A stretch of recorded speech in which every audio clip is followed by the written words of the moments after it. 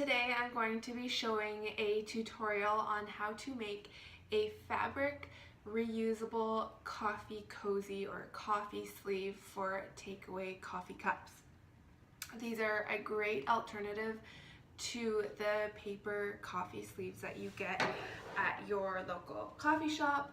However, those are generally made with post recycled materials, so they're at the end of their lives anyway in terms of already being recycled, but it's just a better idea to make something that's completely reusable and it looks darn cute. So today I have my materials in front of me and I'll go through them to let you know what you will need to make your own. So I have chosen this super cute fabric. It's called Rich Meadows in Navy by Cloud9 fabric. So it's 100% organic cotton, plus I think they use dye that has kind of like low ecological impact. So this is great. It's super cute. It's kind of like a different kind of floral pattern. And then I have a matching pink fabric for the inside of my coffee sleeve. And these are really great because if you choose, regardless of the fabric that you choose, they're really reversible. So if you want to make a completely reversible coffee sleeve, then choose two different funky fabrics and you can switch it up. I'm kind of going with a more plain contrasting fabric to my main one. And then I just have this scrap piece of fabric. I purchased a whole bunch of this from the scrap bin from my local Fabricland. It's just cheap fabric. It's of decent quality, but I think it's like the end of the roll or pieces that people decided that they didn't want after being cut. So it's cheap in terms of being inexpensive, but I use it to add extra weight or extra thickness to my coffee sleeves. Because if you're carrying a hot beverage, you're obviously using a coffee sleeve because you don't want to get burnt. So an extra piece of fabric in between makes sure that you will not burn yourself. Make sure that you're using a piece of fabric or a color of fabric that won't shine through your main fabric. I've noticed a few times that this bright pink, you can kind of see it coming through the main fabric. So a more neutral color would be more ideal, but this is okay. I'm using a pink fabric anyway. So just a scrap piece of fabric. You don't need to trim it to the actual pattern because you're just going to be cutting it away afterwards. So I cut my pieces based on a gift coffee sleeve that I received a few years back. I kind of just laid it out and I traced around it with a seam allowance. But since you won't have this, I'll post a link to other coffee sleeve patterns that you can use. You can even just Google it or search on Pinterest. But I'll post a link so you can make your own. So we have these, and on each piece of my inner and outer fabric, I have fused a piece of lightweight fusible interfacing to it. This just adds more weight to your fabric. If you're using a really heavy weight, like a more canvasy fabric, you might not need the interfacing, but it's totally up to you. I like to use interfacing. I even prefer to use medium weight, but what I have right now is lightweight, and that works anyway because I have my piece of scrap fabric in the middle. So I have my interfaced fabrics, and keep in mind all of my tutorials will show me working with all pre-washed and pre-shrunk fabric. That means that if you muck up your own or if I muck up my reusable coffee sleeve, I can toss it into the wash, no problem, and I don't need to worry about further shrinkage or warping. It's all ready to go. So we have that. Of course, you will need some pins. I have a whole bunch of pins. I'm gonna just put it in my pin dish because nothing's worse than having pins fly everywhere and have them stick in your feet. Yeah, so put them in my pin dish. You will obviously need a pair of scissors to cut out your pattern pieces, as well as trim away seam allowances as you go and trim thread. You will need 3 different kinds of thread or colors of thread, depending on what fabric you're using, I guess. So since you'll be top stitching your entire coffee sleeve, you want to have a thread that matches the outer fabric. So I have that one. You will be threading the bobbin with a color that matches the bottom of your, or the inside of your coffee sleeve. So I have that one. You don't have to worry about this because that's hidden, but you will be using a little wee niblet of velcro to seal your coffee sleeve or cozy, and you'll be top stitching on that. So you want to pick a thread that matches the velcro that you're using. You will figure out how big of a niblet you need of your velcro. I kind of overcut or over measured so that I can kind of cut it down to what I need. But generally when I'm making my coffee sleeves, I make my coffee sleeve and then I cut my velcro based on what I need. And I'm using blue because there's a little bit of blue in my outer fabric. I thought that would be cute. Yes, I have changed my mind. I'm going to use pink velcro because I think that would be cuter based on my fabric. So no blue anymore.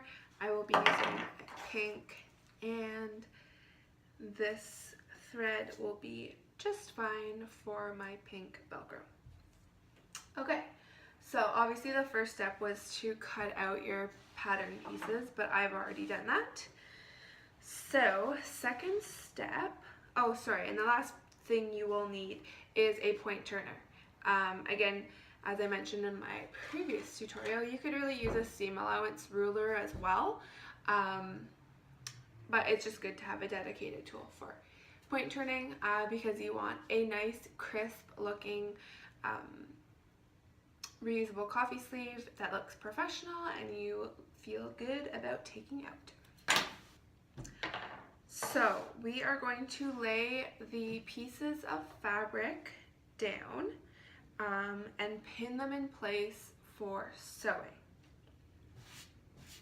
So you want to make sure that you're putting your scrap fabric in the right place. I've put it and sewn it in place in the wrong layer or order, and it just didn't turn out well. So what I always do as a rule of thumb is I put together my pattern pieces my real ones, my inside and outside. So I have those together. So when I sew them with the right sides together and I invert them or I flip them right sides out, they are going to be together. So these are buddies. You want to keep them together. And then you put Scrappy behind. So make sure everything is lined up. Everything looks good, because when you have the interfacing, it can kind of like hang over the edge and kind of obscure your view, which is probably the only bad part of interfacing. So I'm going to carefully, now that I've placed it all together, transfer it onto my Mr. Scrappy. I think I have it the other way. And on top. Good. I'm gonna go ahead and pin this all into place.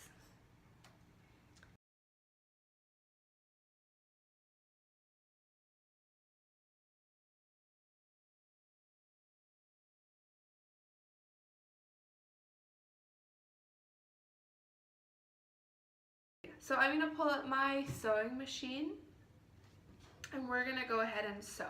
So I have it all pinned together. When we sew, this is gonna be the nice little kind of tapered end. You can see that this is more straight and this has a little tapered end. So we're gonna finish that side all the way. I'm gonna just put it on my chest. You're going to sew here, back stitch a little bit, tack it all the way around, and back stitch. We are going to leave, let's see how much we need, because we're gonna fold it all out afterwards through a little gap. Let's see how much we need. Yeah, let's try for 2, maybe 1 3/4 of an inch.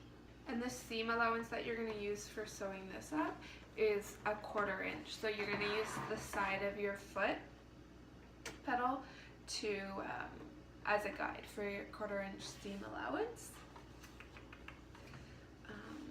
So to remember where because I'm a Canadian, I use centimeters, I'm not an inch person. I'm gonna mark my 2-inch gap, actually 1 3/4, I think that's fair. 1 3/4 inch gap with 2 pins, so I know where to stop and where to begin.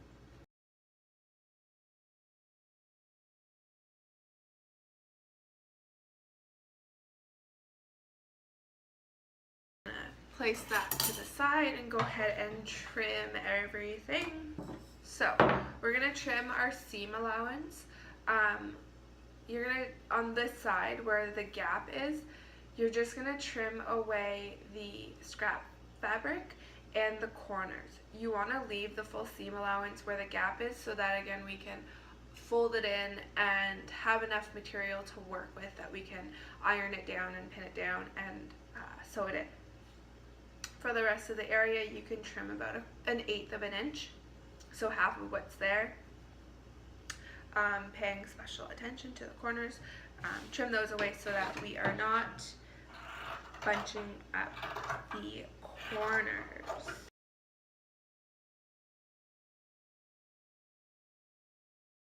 So we have our trimmed coffee cozy all trimmed up. You can see my main fabric shining through that pink scrap fabric. Here you can see that the gap is open. So now what we're going to do is we're going to invert it. And while the gap is still open, we're going to take advantage of that hole like we did for the snack pouches, and we're going to use our point turner to make sure all the corners or kind of vertices or edges are crisp and pointed out. So right now it looks kind of like dog's breakfast. We're going to go ahead and use our point turner, put it into that little gap.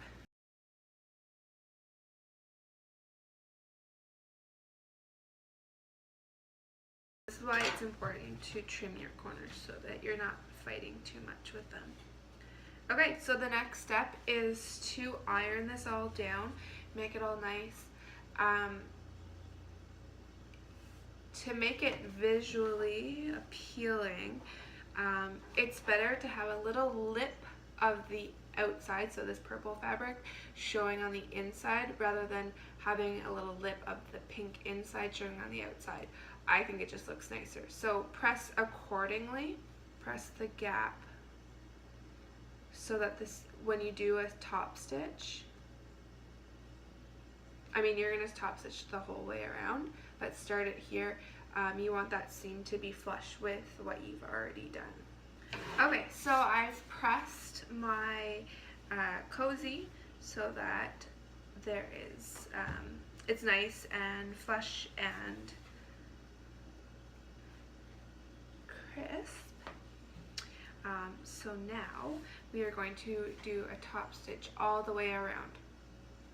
So you want to make sure that your bobbin has been threaded with or wound, filled with thread that matches the bottom, and the top thread on your sewing machine is thread that matches the top.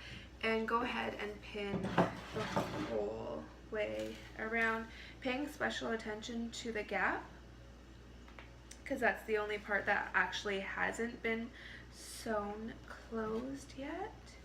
And then the rest, because it's already been sewn, it's just kind of to keep everything together as you go around. So just a few pins, and we're almost done. These are pretty quick to make. Labor intensive, but quick to make.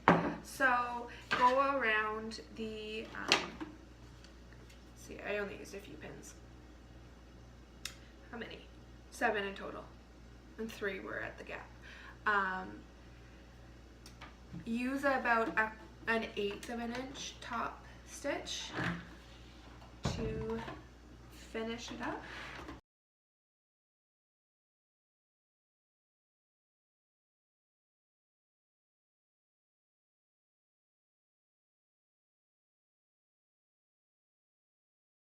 Okay, so to figure out where to put your Velcro, and first of all, we should measure out our Velcro. So I like to, this is a little sample Tim Hortons cup, I like to put the notched side on top. So that means I put one piece of Velcro underneath the notch side and one piece of Velcro on the more, let's call it the straight side. So on top and underneath.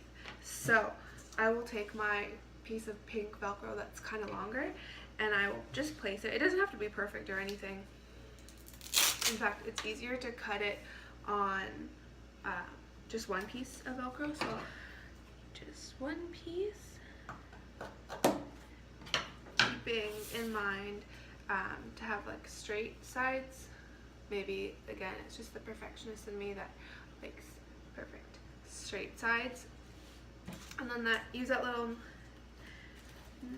piece that you just cut as a marker or ruler for the next corresponding piece, and cut that. Little pieces fly up when you cut it. So to sew it, you know that you want it on the end of the notched piece anyway. I always sew this down first. So you will need your thread that matches the Velcro. So I have my pink thread, and it's not on there right now, but I do have my pink thread. And then on your bobbin, you will need the thread that matches the purple on the outside. So I will go ahead and thread a purple bobbin, and I'm gonna go ahead and sew it. So I'm gonna sew it as it flies everywhere. Sticks to my sweater, pretty much at the end. So maybe just below the top stitch that we've done, just stitch it there. I don't pin it because Velcro is a hassle to pin through. So I just hold it straight there, and you just want to center it. Just center it in the middle. It doesn't have to be perfect. And when I sew it, I always sew the perimeter of the Velcro, and then I do a diagonal stitch down the middle just to make sure that it's super secure. I don't do an X. I don't think that's necessary, but I just do a diagonal stitch down the center, and then I just back stitch and tack it and leave it in place. And then after that, when we're done, we will, with this in place, we will measure it on, this is just a standard medium-sized coffee cup from Tim Hortons. So I just use that as my standard. And I measure where my Velcro should land on the straight side. So I'll go ahead and I'll sew this piece of Velcro on.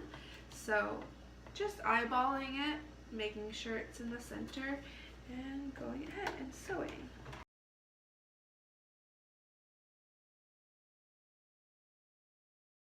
Okay, so I've sewn in my Velcro on my notched end on the inside, so on the pink side, because I want this to be the exterior part.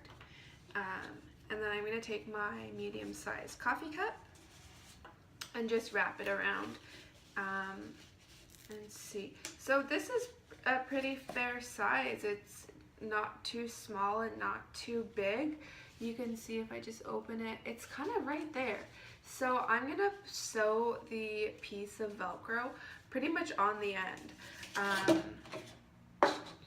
But since I'm going to be sewing on this side, I want pink thread obviously on the top of the Velcro, but on the bobbin it's going to be pink again. So pink top and bottom. Just eyeball that the Velcro is in the center, and I'm going to again do it just below the top stitching line that we've already sewn in. So not going to pin it, just going to eyeball it.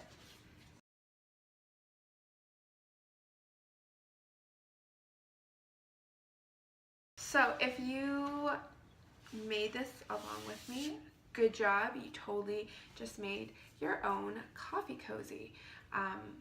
So that's what it looks like on the inside. Again, if you wanted to make it completely reversible, you could with this one. I mean, the pink is cute enough to be on the outside. If you want to make both sides super busy like this, go for it. I think that's awesome. So I'm going to use my handy dandy Tim Hortons cup as a model. I think that looks great. It's super cute. One tip I have, if you make this for yourself, make sure you always have it in your car or you have it in your purse, because I've heard a bunch of people who forget it at home and they don't ever have it with them when they need it. So always have it on you, just have it in your purse. And if you make your own, please show me in the comments below what yours look like. I would love to see your own projects and what you've made. If you have any questions, please leave any questions, comments, anything in the comments below. I'd love to hear from you guys. Thanks so much for dropping by to see my tutorial on a reusable coffee cozy, and I hope you have a fun time making your own. Thanks.